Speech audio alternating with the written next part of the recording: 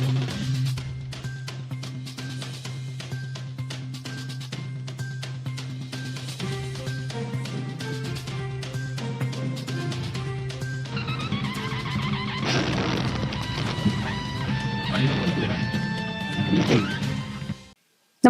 आपण पाहता हिरकणी न्यूज.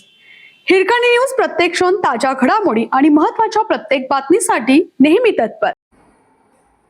म्हैसाळ येथे शिवसेना शाखेचे उद्घाटन उत्साहात. नवीन पदाधिकाऱ्यांची निवड.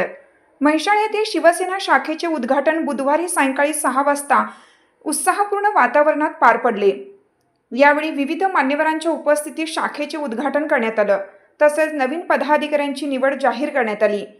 या कार्यक्रमाला सांगली जिल्हाध्यक्ष बजरंग भाऊ पाटील, मिरज शहर प्रमुख किरण राजपूत, माजी सरपंच आबासाहेब शिंदे तसेच वड्डी गावचे कार्यकर्ते व वड्डी ग्रामपंचायत सदस्य बबन कोळी यांची प्रमुख उपस्थिती होती. यावेळी शिवसेनेच्या संघटनात्मक बांधणीसाठी पुढील पदाधिकाऱ्यांची निवड करण्यात आली.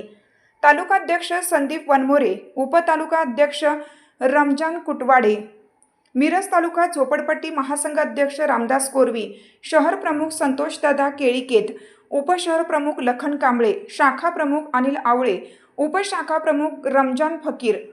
कार्यक्रमाला शिवसेना पदाधिकारी, युवा कार्यकर्ते तसेच हिंदू मुस्लिम समाजातील नागरिक मोठ्या संख्येने उपस्थित होते. उपस्थित मान्यवरांनी नव्याने नियुक्त झालेल्या पदाधिकाऱ्यांचे अभिनंदन करून संघटना अधिक मजबूत करण्यासाठी सर्वांनी एकजुटीने कार्य करण्याचे आवाहन केलं.